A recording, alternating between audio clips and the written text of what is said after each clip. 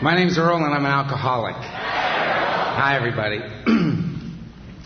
I want to thank Steve and Guy for the honor of and the privilege of speaking here.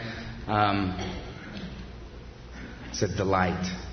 And I want to thank Sue for your talk. I hated that you got me emotional right before I got up here. I was sitting over there thinking about the Lakers, trying to think about the Lakers. Think about the Lakers. I don't even care about the Lakers. I was just, that was wonderful. Thank you. And it's really nice to see some of the people that I only see here. It's great to run into the faces. Jim's over there. Ava's over there. You know, everywhere. My friend Carl came down. Kathy's sitting over there. Irene sitting over there. You know, all the kids. I mean, it's a blast to come down here and hang out. There's Joe hanging out with people that I don't get to see anyplace else. And you get to see a year goes by. You know, Rob and Darren are over there. You know, it's to see they showed up with Chase this time. And if you haven't met Chase, you got to. You meet her and she owns you. She's a year old. It's their baby, their new baby. And just watching the changes and the things that happen in people's lives and how they come back here, staying sober, staying clean and sober, doing the thing, you know what I mean? And coming down and celebrating it, celebrating it here. Watching, and knowing that every time I come down here, the first thing that's going to happen of any particular substance is going to be that Paul is going to get up and do the attitude adjustment. And I tune right in, and I've heard it 100 times, and I hope I hear it 1,000 more, man, because I just love it every time. I mean, he gave a great talk. Stand up, Paul. Stand up, Paul.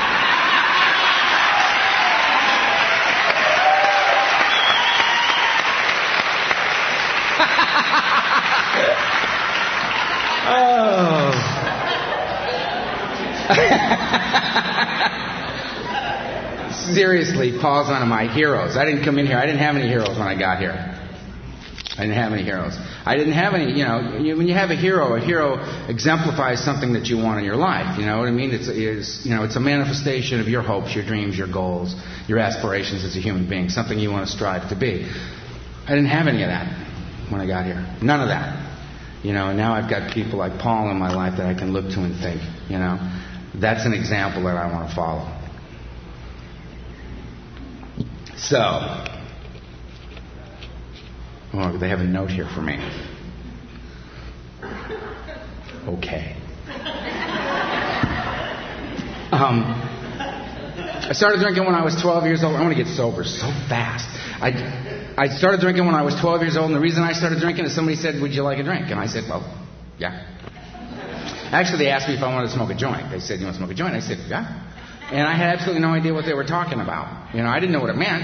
I just, I had been launched out into the universe on my own. I was 12 years old. I'd been shipped off to boarding school. What it felt like was that my family had just thrown me away, and they knew me better than anybody. And I didn't know why they were doing that. I didn't know what was so wrong with me that they would want to get rid of me. And I was alone in the world, and I had no idea how to do anything. I had no tools for living. I had no idea what I was supposed to do, who I was supposed to be, how I was supposed to act. Because apparently the way I'd been doing that wasn't right. And I had gotten into a fight with the biggest guy in the high school. I was the littlest and the youngest, and the biggest guy found me, and I wouldn't really call it a fight. He called me a punk and slapped me in the back of the head, and then I hit him, and then he said, "You have a lot of guts, kid," and then he beat the crap out of me. And so I had wandered back to my room, and word spread across this boarding school that you got to watch out for this little Hightower kid. He's a maniac. He attacked Tiny, was this guy's nickname. Right? So, I mean, it's just the hole's getting deeper for me. You know what I mean? None of this has anything to do with who I am. I'm a frightened little boy. That's all I am. But now I've got this reputation as this wild person, right? So the cool guys come around, and they, Matt and Steve. And Matt says, "You want to smoke a joint?" And I say, "Well, yeah." And off we go, and we pick up Steve, and Steve's got the Tupperware container full of cheap red wine, little mad dog, right? over behind the dorm, and he takes a hit, and I just do what he does with the joint. And two total strangers, Steve and Max, launched out into the world, no tools for living. And I hand it to Steve, and here comes the wine, and I pull on the wine, and this is going around, and I don't get it. I don't know why we're doing this. And I mean, it happened. The thing that makes me bodily different from my fellows occurred for the first time in my life. And I got this warm feeling down all over me, and I knew, man, I was comfortable standing where I was standing, doing what I was doing with the people I was doing it with for the first time in my life. Everything was okay. Everything was in sync. This is good. This is very, very, very good. And I don't know. I mean, all of the things about, you're going to smoke a joint and commit murder. You're going to smoke a joint and be shooting heroin by 4 p.m. You know what I mean? All of those things just went away. They went away. This is a good thing. They lied to me because apparently there's a shortage of these things and they're saving it for themselves. They don't want me to get mine. And I'm on this now, right? And I didn't know. Is it the pot? Is it the wine?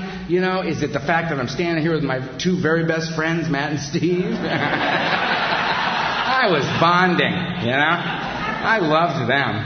And I didn't know, and I didn't care. I knew I'm doing this as often as I possibly can.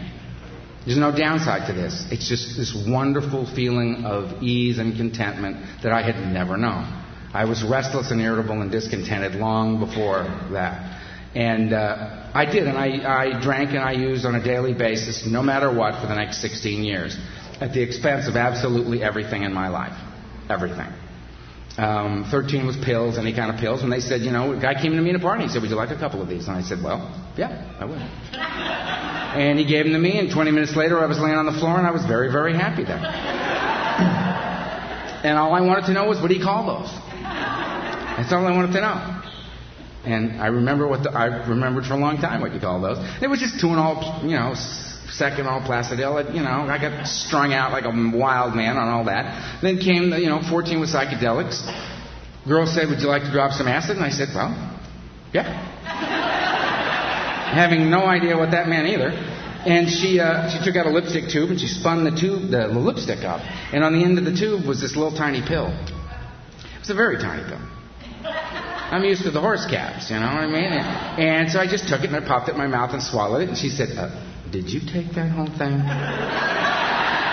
And I said, well, yeah, it was a very tiny pill. And she said, that was 3 hits of white lightning. Which meant nothing to me. Apparently meant a lot to you. You know what I'm talking about. The lady over there went, oh, no, you don't do that. Next 2 days were very interesting. Little glimpses of reality occasionally. Found myself, kind of came out of like a blackout, and I was with this girl, Debbie. Debbie was 15 and a half. She was a bad girl. Debbie was 15 and a half, and an older woman. I was 14, she was 15 and a half. And she was, I had such respect for her, man. This whole new world for me. And we ended up in this market, in a market shopping. We had a little cart, and there were a few items in it. I don't know where they came from. And we were walking down the thing, and I looked over at her and I said, do we have children? And she said, yes. And I said, then we're going to need these diapers right here. And kind of phased back out, and I don't remember a lot.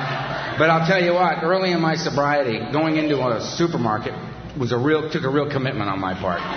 You know what I mean? It was like I'd stand in the parking lot with my little list. It's like, I'm going in.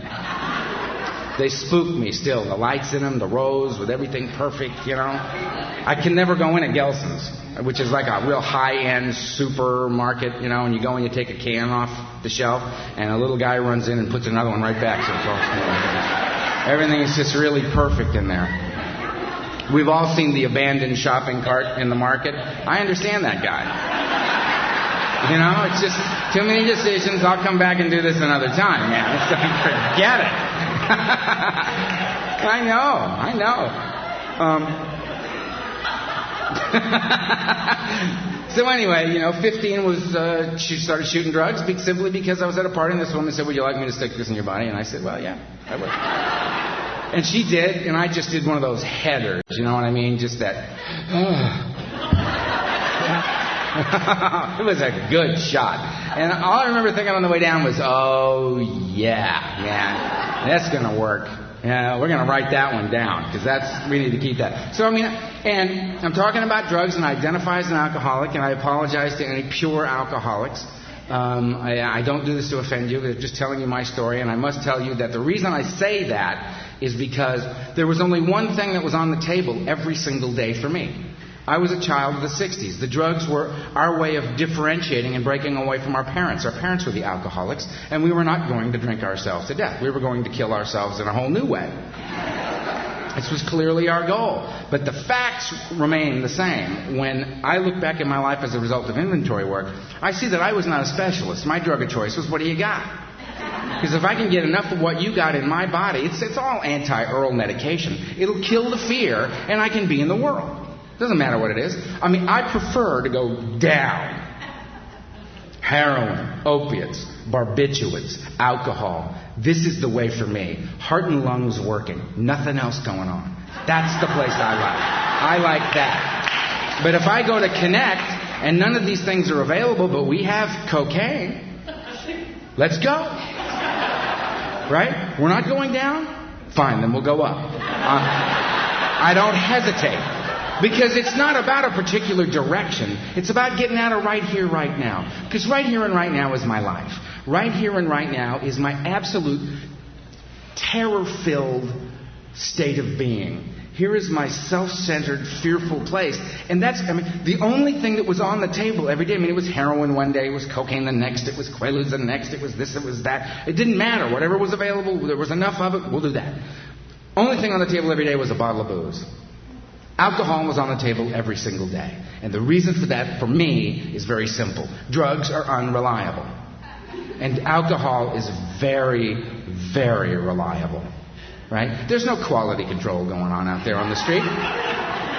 There is no stamp of approval on your balloon. You know what I mean? It's just not there. Right? It's not there. Right? You don't know what you've got till you get it in your body. You get yourself a fifth of Jack Daniels or a quart of gin, you know what you got. You know what you got, you can rely on it. So it's always there. So that when you screw up with the drugs, the booze will get the job done. So much cocaine you can't get your mouth open anymore. Just, and you just got to the party. You just got there. You've way overshot the mark again. So you grab the gin and you suck a little gin down through your teeth. It'll loosen you up and you can get right on with the party.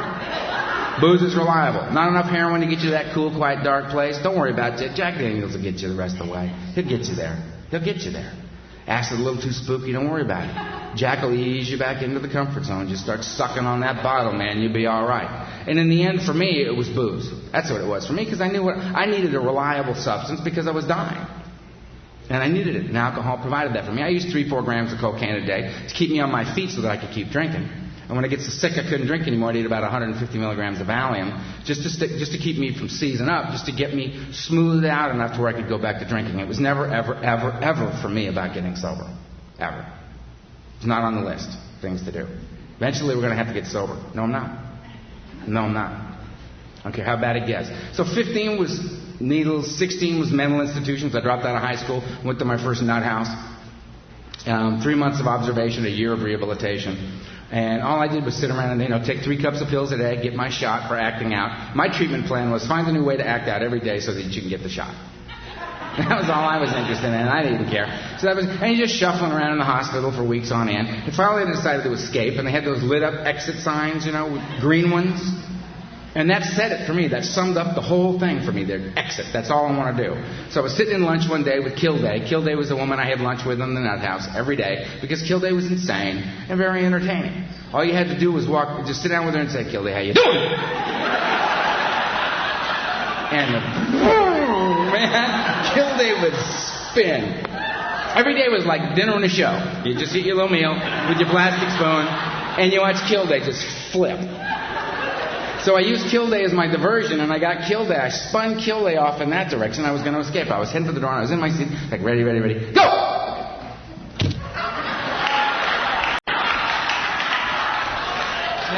And I'm hauling ass. fast. That's all I got. And I realized, you got to learn. I didn't know at the time, but this is known as the Thorazine shuffle. And that's what the little 3 cups of pills a day is about. And if you don't get out before they get the Thorazine, then you're leaving when they say. It's just that simple. And you're hauling ass, sliding across the floor, and you hear from the nurse's station, Lou, when you got a minute, you want to grab Earl. He's making a break for the door. And Lou's in there eating a sandwich going, yeah, I'll get him in a minute. He's not going. And I'm very upset. So the second time I got thrown in the mental institution, I escaped the first day. In the intake process, I said, it was rough out there. I'm really, really glad you caught me. It's really bad. I don't know what I'm doing. I really need your help. Hey, look at that. Boom. Out the door I go, shooting out the back, running across a field, looking at a 12-foot ivy-covered chain-link fence. I'm 16, 17 years old at the time. Intern right on my tail. I'm thinking, now at this point, I'm a high school dropout. I'm an alcoholic. I'm a drug addict. I'm at any moment, hopefully, an escaped mental patient. That's me. That's my resume. This is what I have to say for myself. And I'm thinking, if I make that fence, I don't have a problem. I don't have any problems. Because I'll be loaded in 20 minutes. I hit that fence. And you see, the thing is that I know who I am. I know who I am. And I drink and use no matter what. Given a good reason, I do not stop. That's what differentiates me from the problem drinker. You give a problem drinker a good reason to stop, they actually do. Problem drinker gets another drunk driving charge, goes before the judge, and the judge says, I'm sick of you. I see you one more time, you're doing a year. You're doing a year. We're not going to talk about just year. We'll discuss it at the end of that year. That's it. Problem drinker goes, I don't want to go to jail for a year. Actually stops drinking and driving. Me, I just start wondering what it's going to be like in jail. I'm going. I know I'm going. Thank you for the information, Your Honor. I'll pencil in a year here because I'm going to jail. Because I'm not going to, I can't break it down like that. That doesn't work for me. I wake up, I have feelings, I get loaded. That's what I do. I use it, any feeling known to man. I got sober, I didn't know. You get depressed, it lifts. You get happy, it'll go away eventually. You get sad, you'll get over it. I didn't know. I got happy, I drank. I never made it to the end of a feeling. You get happy, you drink. I'm happy, let's drink. I'm a little depressed, what are you going to do? I'm going to go have a couple of drinks. That's what the brain says. I love that my brain said that. My brain, I love that. A couple of drinks. How many times in your life have you said, a couple of drinks? I've never had a couple of drinks in my life. I've never had that. Never had 2 drinks. The only reason you have a couple of drinks is because you're waiting for him to bring you another couple of drinks. It's just waiting to get the thing, get the engine up to speed, get things moving so you can do what you do. So anyway, I made it out of the nut house. I spent 3 years out on the street. I do what you do to stay loaded every day on the street. That's what I did. I met this woman at a party. We talked for 20 minutes, so we were in love. It went well. I decided I couldn't just be some maniac teenage drug addict running around the streets of Los Angeles and have a relationship. So I decided I needed to do something with my life. So I went on an interview for a business college in Northern California and got accepted based on the interview. And I didn't even have a high school diploma. Details. Went back to my father, said, give me a check for a year's tuition and I'll leave town. He said, terrific. Wrote the check, handed it to me. We piled all our belongings and 8 pounds of hash in the back of this truck and drove to Northern California to higher learning. We got a little apartment. She got a straight job. I was going to school during the day. I was working on my GED at the local high school. I gave them a check for a year's tuition, said transcripts are in the mail. They said, no problem. And became a drug dealer. And what else was I going to become? It was the only thing I knew anything about. And I had no morals. I had no ethics. I had no sense of family. I had no sense of community. I didn't know about any of that stuff. I just knew that I was in the world and I needed to take care of myself. And I was an angry, frightened young man, and this is what I needed to do. Became a drug dealer. And I was studying marketing, production, distribution in the school. And I'm applying this to my business, and business is booming, I got royalty from out of the country buying from me. I mean, it's crazy, man. Business is going great. I think I have a good life. I got rid of the woman. Had to get rid of her. She was saying things like, I'm too high. That's wrong. So we had to send her back to LA, and I got to use the way I get to use. And when I was 20, I got diagnosed to have malignant cancer. So they flew me back to LA, did major surgery on my back, put me in the nuclear medicine program, and Told me I was going to die. Told my family, I was going to die, and blah, blah, blah. And I just remember thinking, you don't even know who you're talking to. It's not like I got any plans. It's not like there's something out there that I really want that I'm not going to get if I die young. I remember being 19 years old and dating this girl.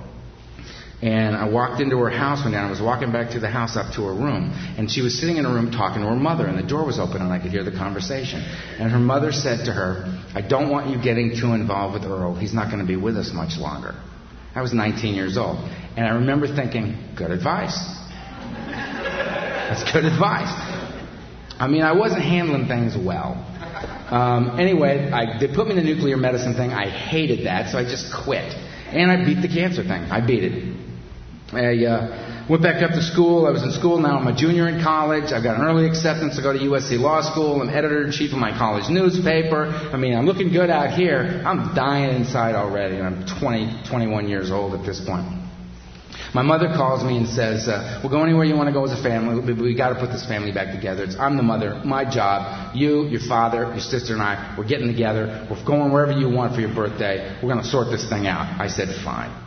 I flew back to L.A., and on my birthday, we took off to fly to Guadalajara. And on the way down, the plane crashed. And my mother, my father, and my little sister were all killed. And I was not. And I woke up on this mountain in Mexico. I was in just outside of Los Mochis, Mexico. I guess that's not too far from here, is it? 5 hours away by car? Yeah. That's weird. And I woke up on this mountain, and my skull was fractured, my back was broken in 3 places, leg wiped out, arm wiped out, paralyzed from the waist down, couldn't move, awake. And my mother was laying right over there, and my little sister was laying right over there, and my father was laying right over there, and I watched them all bleed to death right in front of me. There was nothing I could do. And I had a chat with God, and I said, you know what, I have no interest in a God that would take somebody like my little sister Kimberly, who was 15 months younger than me. She was my little sister. She was mine. I raised her. When she wanted to know about boys, she came to me. When she wanted to know where to go to school or what to do with school, she came to me. When she had a problem with her friends, she came to me. I loved being her big brother, and she loved me being her big brother. And I think that the reason to this day that I like women is I take no credit for that in my life at all. It has nothing to do with who I am as a human being. I didn't get anything right the whole way. But I had my mother was a fantastic woman, and my little sister was a fantastic girl. And they loved me unconditionally, and I knew it. I knew it. I could feel it. And I could never feel that from anyone. And they loved me no matter what insanity was going on in my life. They just, my brother's crazy, but I love him. And when God took her instead of me, on the one hand, I had no interest in a God that would do something like that, and I renounced God. And I walked around for years with a thing they call survivor's guilt. I had no right to be on the planet, and I knew it. And I lived accordingly, that I have no right to be here anyway, so what I do is pretty much irrelevant. It doesn't matter what I do. And some guys came up and they scavenged the plane wreck, and I took the money out of my wallet and they scavenged what they could get, and then they went back down the mountain and they left me up there to die. So I had no more use for you either. I was out of the game. No God, no trust or love or respect for my fellow man. I'm out of the game. I have no more need in my life to go to law school or do this little thing over here or do that little thing over here to just kind of get you to be somewhat appeased with who I am and how I'm living my life so that you'll just leave me alone, let me drink and use the way I want to. I had no more need for that anymore. My life is about drugs, alcohol, violence. Get the money to get the above, get the sex, do whatever, use, just use. Use you, use your money, use your drugs, use your alcohol. And if you didn't want to discuss any of that with me, then get the hell out of my face, get out of my way, because I'm moving on to the next person. I was very clear of purpose. I was a rageful, angry, terribly frightened, damaged, wounded little animal. And some guys came and they finally came up, some more guys came up, they took me down from the plane crash, they took me down to a medical station, they tagged my toe and sat down and smoked cigarettes and waited for me to die. And I didn't. And then they finally took me to the hospital, and there's a place called Hospital Fatima in Los Mochis. It wasn't even a finished hospital yet, but that's where they took me. And they worked on me, and the federales showed up because of another little matter. Me having been in Mexico before doing things we're not supposed to do. And they came and they interrogated me through an interpreter for 3.5 days, wanting to know what I was doing in Mexico. Wouldn't give me anything for pain, and every time I wouldn't give them the right answers, they'd sit me up in the bed, and they hadn't fixed me yet. So I'd just pass out, and then when I'd come to, they'd start talking to me again. So that was an interesting 3.5 days. That kind of changed me, I think, that experience. And finally, I called up a buddy of mine that I was in business with up in Northern California who called his family in Mexico City, and his brother flew their company plane in as close to Los Mochis as they could get, drove in, we paid off a few people, they plastered me from the neck down, threw me in a car, put me on a plane, flew me back up to L.A., and I got an ambulance and ended up in St. John's Hospital in Santa Monica, where I stayed for a long time. They told me I may or may not walk, I'd have a withered left hand, and I'd be blind in my left eye, and that I was very lucky to be alive. And I remember thinking, oh really? Lucky? Kind of hard to look at it that way. And I went and I used like a beast in the hospital. I mean, I was getting maximum doses of Demerol every 3 hours around the clock. And I had a great story, and I was working it to get what I needed. And I just kept going and going and going and going and going. Got out of the hospital. 3 hours and 20 minutes later, I needed to connect because I was sweating like a dog, angry, and completely alone in the world as far as I could tell. I couldn't make a connection with another human being. And I went on my last run, and it lasted for 4.5 years, and it was insane. By the time I got sober, I drew a sober breath 3 times during that 4.5 years. And they were for 72 hours each, and it was because I was strapped to a table. They wouldn't let me up. And that was it. I could not drink or use. They wouldn't let me, and that was when I was sober. And every time I got off that table, having been through that 72 hours, I swore I'd never drink again as long as I lived. I knew I was an alcoholic. I knew I was a drug addict, but I didn't know what that meant. I knew the word, I knew that I was strung, I knew that I couldn't live without it, but I did not know what I was up against. And I would swear I'd never drink again as long as I lived when I got off that table, because I couldn't take that kick one more time. Not the way I was hammering. And I'd be drunk that night. And have no idea why. Wake up in Oakland. You know, I don't even know anybody in Oakland. I'd wake up there, or I'd wake up on Speedway in Venice, which is not a good place to wake up at 4 o'clock in the morning, talking to 4 police officers, and you don't know what we're discussing. Just like, bing, Speedway, Venice PD, they're not happy. You just keep your hands where they can see them and go like this. You know, and eventually they're going to tell you why you're here. I mean, what are you going to do? You're going to say, excuse me, officers, I just got here. It's this little trick I do. I'm here, I'm not here, I'm here, I'm not here. And it's never a good conversation, ever. And it just went on and on and on and on and on. And by the time I got sober, I was 28 years old. I had over 600 stitches in me. I'd been stabbed twice. I'd broken 74 bones. I had no place to live. My family was dead. I had no friends. I had pictures in my head that I knew there was no way I could be sober and sane with those pictures in my head. And I had burned my life to the ground. I had had 2 doctors independent of one another tell me, if you don't stop drinking this year, you're going to die. You have organs that are shutting down. And it was, this year, you're going to die. It was like the fall when they were telling me this. I was running out of time. I came out of one last blackout, 215 pounds, psychotic, all of those things true in my life. And both my hands broken. And I don't know what was different about that day from any other. It was just a drunk drinking himself to death. That's all I was doing. And being kept by a woman in an apartment on the boardwalk in Venice. Both of her parents had convulsed to death from alcoholism, so I was perfect for her. Because that's what I was doing, right in front of her.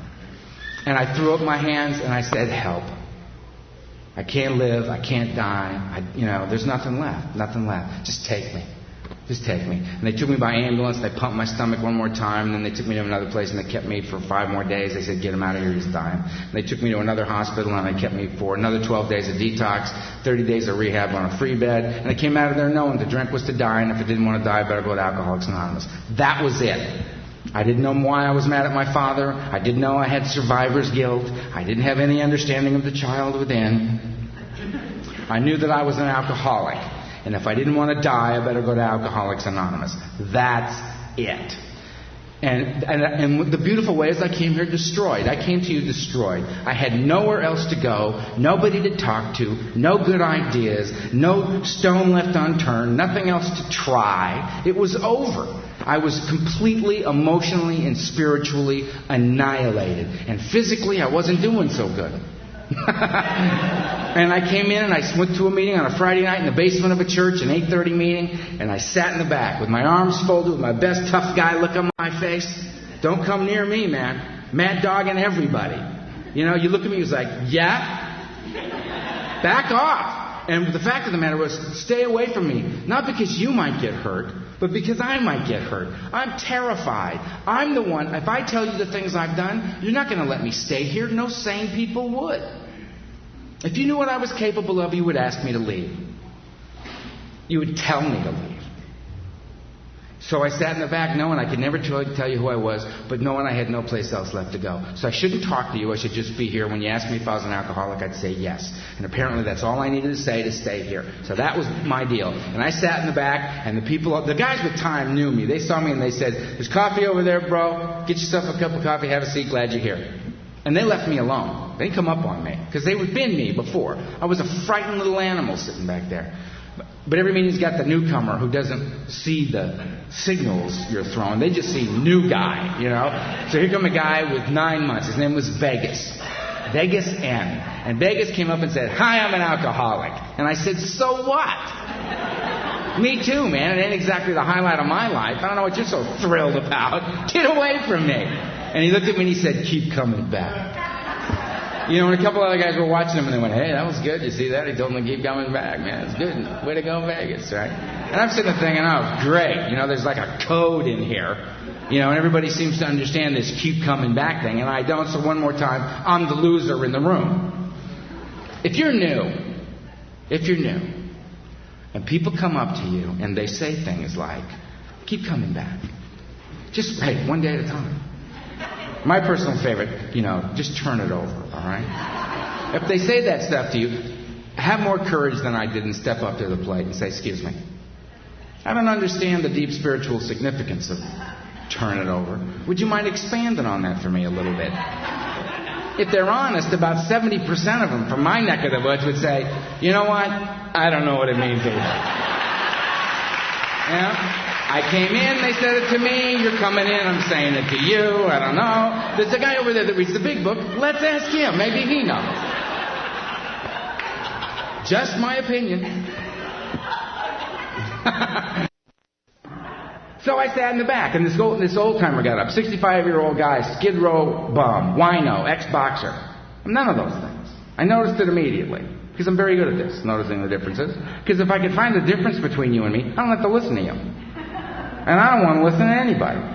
Because you're always saying the same thing to me. You have to stop this. That's what you say to me. In one way or another, that's what you say. You need to stop this. And I don't want to hear that, so I'll find the difference. I can discount you completely. You're a woman? Yeah, what do you know about me? You come up with something else. You're black, Hispanic, gay, 5 years older, 5 years younger. You come up with something else. Not better or worse. It's just a different thing you're doing, so you don't know about me. By the time I got to AA, basically you're not Earl, you don't know about me. Difference between everybody. I didn't listen to anybody. And here I'm sitting in the back of this meeting with the same head spinning. See, all I've addressed is the allergy of the body. I'm not drinking. I still got the obsession of the mind. I'm sitting back there with the greater aspect of my disease in full effect. Sitting in the back of that meeting. Not knowing that that's why we have meetings. The only reason we have meetings is so that there's a place for a newcomer to come and hear a message of recovery, experience, strength, and hope. Right? That's why we have the meetings. And hopefully there's somebody there that's been through the 12 steps of Alcoholics Anonymous, had a spiritual awakening as the result of doing that can give that individual what they need to help them address the obsession of the mind, the greater aspect of their disease, which is in full effect when we get here. That's why we do it. And mine was in full effect. And I sat back, and this guy got up, and he did two things that changed my life. He shared openly and honestly about his feelings as a man, and I never heard anybody do that before. Ever. Not like that. Not with that kind of grace and that kind of dignity. I'd never seen that. It was just very effortless and easy for him to talk about his feelings. And I got to sit back there with my arms folded with this look of, disgust, thinking, wow. I can't let anybody find out that I'm very impressed by that. And then it was like he looked right at me and he said, you know what? I don't care whether you like what I got to say or not. You don't like it, go to another meeting. Now I love that. I love that because it made it clear to me he's not selling me something, he's sharing it with me. And if I want it, I can have it. It's for free. If I don't want it, go to another meeting. You're going to hear somebody else. Maybe they got what you can identify with, something you can latch onto, something that gives you some hope, and you can do your thing in here. I thought, this is cool, I'm coming back. I've been coming back every day for almost 17. What's the date? The 5th? The 4th? Yeah, day after. Yeah, Wednesday I'll have 17 and a half years sober, hanging out with you guys. No, you're just clapping for yourselves. Either that, see, that's clearly you haven't been paying attention. I've been explaining to you my best thinking. I've been explaining to you what I consider to be good ideas. None of them were things that said, we need to get healthy, we need to get to a spiritual path. I only came here because there was no place else left to go. That's why I came here. I didn't come here because I wanted what you had. I had no idea what you had. I just knew I could no longer live with what I had. That's it. I didn't get it. And I came here, sat in the back, and that guy gave me something I had not had in years. He gave me hope. He gave me some hope. Maybe a guy like me could stay in Alcoholics Anonymous. So I stayed, and I kept coming back, and I kept coming back, and I kept doing the things that you guys suggested that a guy like me do. That a guy like me, and I knew you knew about a guy like me. And they said, you got to get a sponsor. I was going to 7, every day my day was, wake up, hour or two of sleep, wake up, be insane, work on becoming physically exhausted so that I could get another couple hours sleep that night. Just wipe myself out physically. Go to meetings. Sit in the back, not talk to anybody, not say anything. I never took a chip in Alcoholics Anonymous. I didn't take a cake until I was 3 years sober. And all I said was, my name's Earl, I'm an alcoholic. The miracle of my life is that I'm sober, and who needs to know that is me. Thank you. And sat down. And the only reason I said that was because I remembered a little while earlier giving my sponsor, the late great Donald Madden, a cake, which at that point was the greatest honor in my life, that he would ask me to do something like that. And that is what he said. Exactly what he said. And so I just said what he said. Because for the first 3 years of my sobriety and well into my sobriety, actually for the first 14 years of my sobriety, Donald Madden asked me to do something. I did it. Because Donald Madden never steered me wrong. He was one of the finest examples of Alcoholics Anonymous I've ever known. He was an absolutely remarkable man. And I have to do a workshop on sponsorship at some point during this. I'm not going to talk about him now. Just that I love him. I love him to this day, and he's not dead. He died July 25th, 1994, and he is not dead. The man is alive and well and living in the hearts of many, many, many alcoholics. I hear people getting up all the time saying stuff and knowing where that came from. They'll say some little thing and I'll go, I know where that came from. They don't even know where it came from. I know where it came from. That was Donald Madden, man. He's alive and well and helping people every day, helping me today. Because he's in here. He's in here still. And he always will be. Remarkable human being. I was with him longer than I was with my parents. He saved my life. Because he was the only human being I trusted on the face of the earth for the first 2.5 years I was sober. I did what he told me. And I've done everything that they told me to do in Alcoholics Anonymous. Not because I thought it was a good idea. Not because I understood the quality of it. Not that I understood the ramifications of engaging certain spiritual principles, certain spiritual concepts. Not for that reason at all. I did it because the people I saw telling me to do those things and who had done those things were leading the lives I wanted to lead. Not the great jobs. Not the money. Not the property. Not the prestige that they had. What I wanted was the look in their eyes. I wanted the self-respect. I wanted the dignity. I wanted the peace of mind. I wanted to be comfortable one more time in my life, standing where I was standing, doing what I was doing with the people I was doing it with on the natch. I wanted to be comfortable being Earl on the planet. And I had never been that in my life. I wanted that. And I saw guys around that had that. Guys that looked me right in the eye, said, how are you? And when I told them, they were listening to me. When I asked them how they were, they'd say to me, I'm great. And I'd say, yeah, but your son just died. And they go, yeah, and I'm in pain over that, but I'm great. That they could be centered, giving, caring, loving, kind people in the face of life on life's terms. That they could do. And I called him up and I said, Al, Donald's dead, will you sponsor me? And he said, yes. And what Al always says to me, he says, Earl, it's right here. Right here. All you got to do is get between those.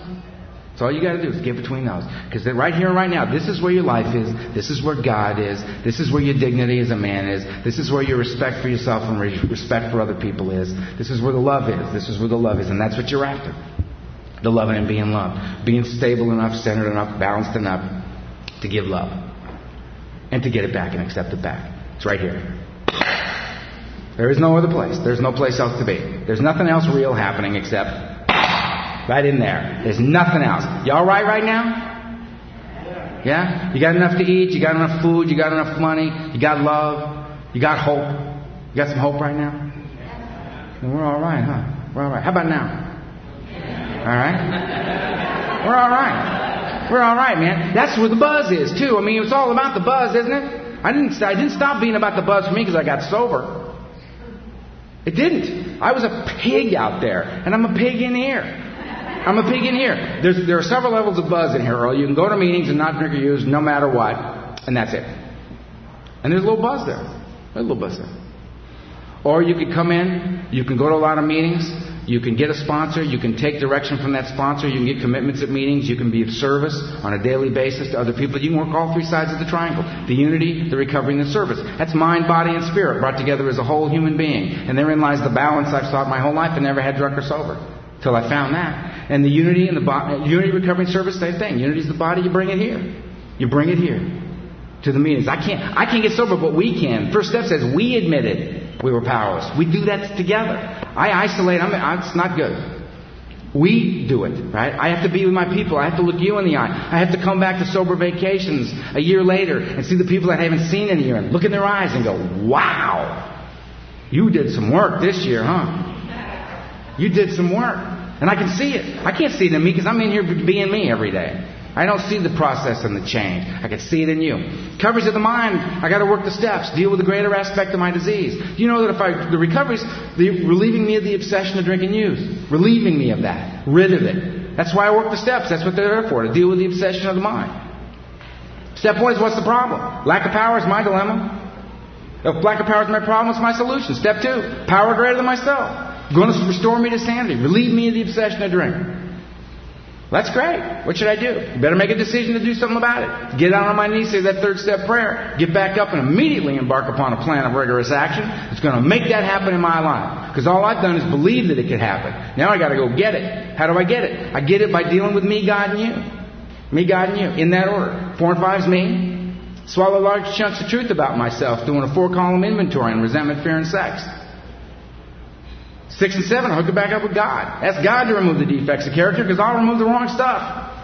I will. I'll say, here, you can this one's for you, but I will be holding on to this right now because I'm really enjoying it.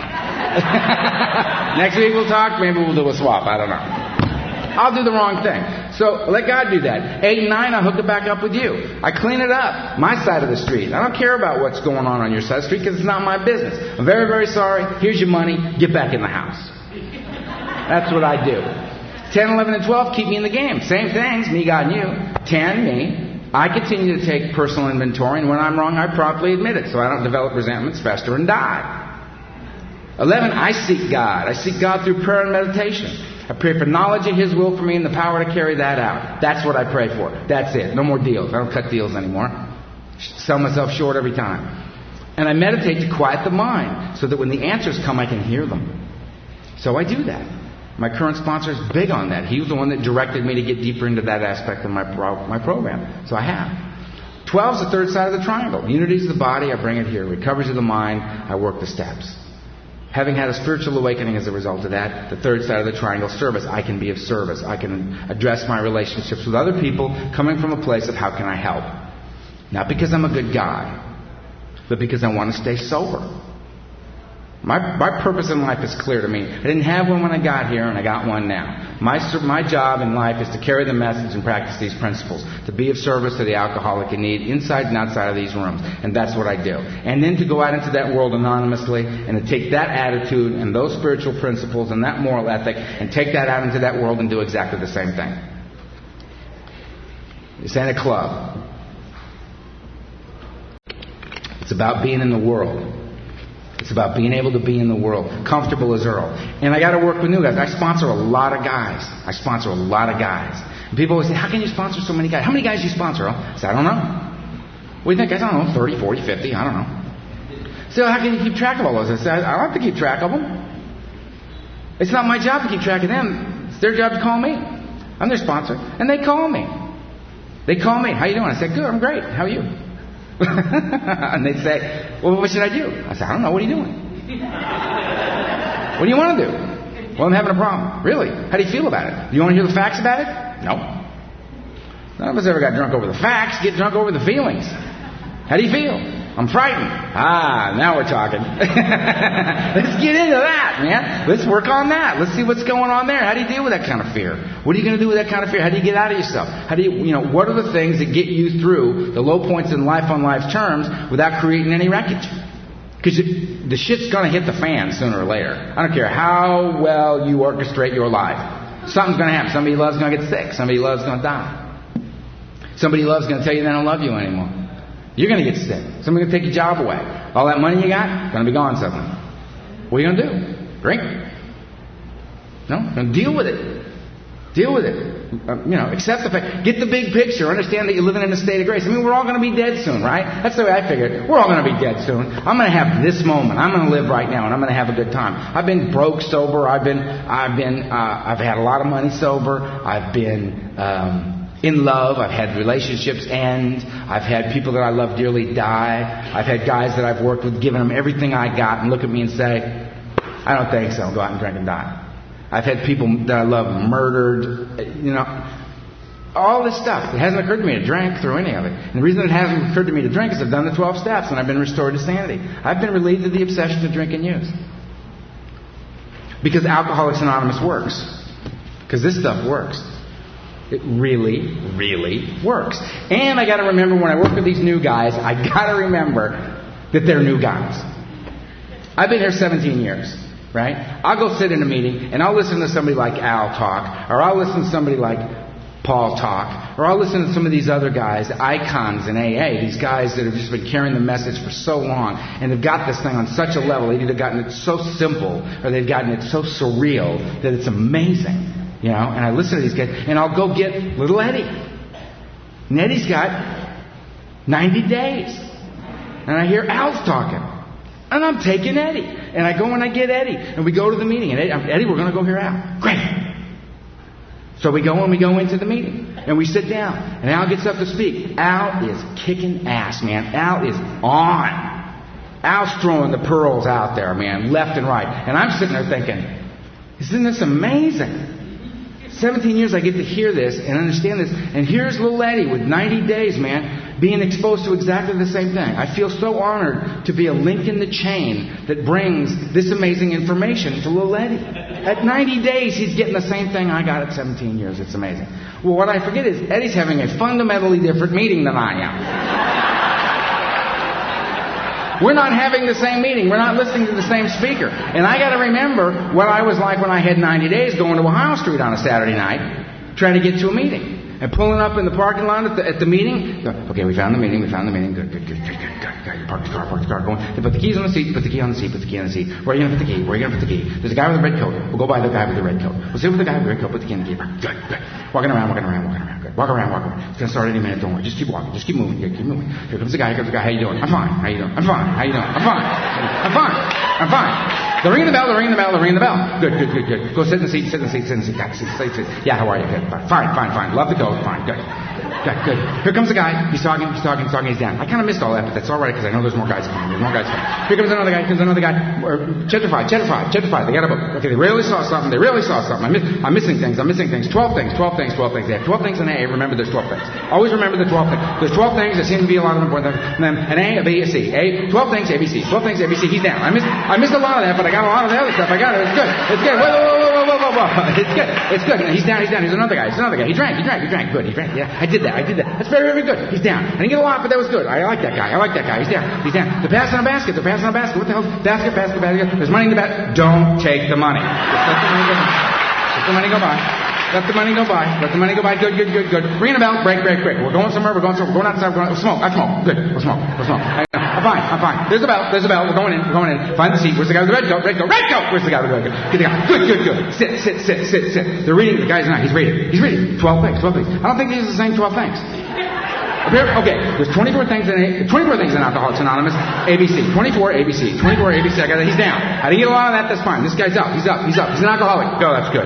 He's good. He's an alcoholic. He drank. Hey, I did that. I feel like that. This is great. That guy knows how I feel. And I get to sit here and he doesn't even know. I get to be here in Alcoholics Anonymous. That guy knows who I am. I'm here. I'm coming back. I love this. He's down. I didn't get a lot, but I feel good. They're saying we're up. We're holding hands.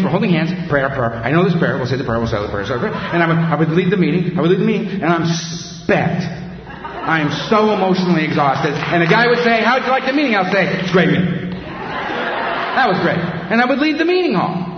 And I got to understand. And I'm sitting there with Al S. 17 years later. And I got little Eddie. And Al's ripping it, and he's just ripping the armor off me, man. I am in the world, and I love Alcoholics Anonymous, and instead of being overwhelmed with feelings of rage and anger and fear and loneliness and hopelessness that was my life for so long, I'm sitting in a meeting, listening to a guy, and I'm so filled with love and feeling grateful and humbled by the power of this thing working in my life, and not knowing how I got here or how it happened, and it doesn't matter. I'm here. I've been restored to sanity, and it's all a result of the principles that are outlined in this book, and I feel so good, and I am so passionate about my life, and I am so fired up about being in the world and having the fun and finding the grace and finding the dignity and finding the love. I can't believe it. I can't fucking believe how happy I am to be an alcoholic in Alcoholics Anonymous.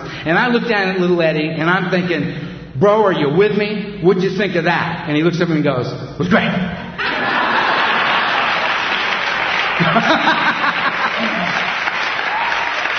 And you know what? His victory is as big as mine. His victory is as big as mine because he's living in the same state of grace that I am, and he gets his turn, and he gets his opportunity to be in Alcoholics Anonymous and find his own way. Who's Eddie's going to get introduced to is Eddie, and he's going to find out that Eddie's all right. Because I got introduced to Earl, and there was no way I was going to find out Earl was all right. But you know what? Earl's all right. I'm having a very good time being Earl. I'm having a very good time being a member of Alcoholics Anonymous. I'm having a very good time being Carl's friend. I'm having a very good time being Stephen Guy's friend. I'm having a very good time loving Ava. You know what I mean? I mean, guys like me don't get to have a sense of family. Guys like me don't get to be in the world. We just don't. Everybody says to me, when you shave your beard, every once in a while, like I came here with a full beard, right? And I shaved this side stuff off this morning, just for the hell of it. And somebody said, how come you don't shave the gray part out? You shave the stuff with no gray out, and you leave the thing with the gray. Why do you do it that way? And I said, because the gray's a victory. Guys like me don't live to get to have gray hair.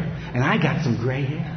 I'm very happy about having that gray hair. I love that gray hair. It's so, I mean, the good times ain't wasted on me, man. I'm having a very good time being in this world. If you're new in Alcoholics Anonymous, congratulations. There was a huge buzz in this room. I got my buzz. I'll share any of my buzz I got. Carl's got the buzz. Stephen Guy got a buzz. Paul and Max got a buzz. Annette the Jet got a buzz. Millie got a buzz, man. Millie was my mother the instant she met me. Just started mothering me.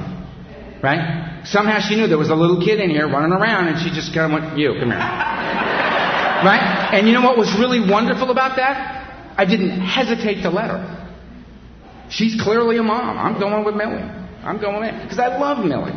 Right? I mean, Scott's going to rip you a whole new buzz a little later. And the other speakers, I mean, there's amazing stuff going on around here because there's just worlds within worlds within worlds. And this goes so far past not drinking and using. It's unbelievable. It's a design for living. There's a way of life here. And it is such a wonderful thing. I mean, look at us. It's a bunch of dead people sitting up looking at me in a club made in Mexico. At a club met in Mexico.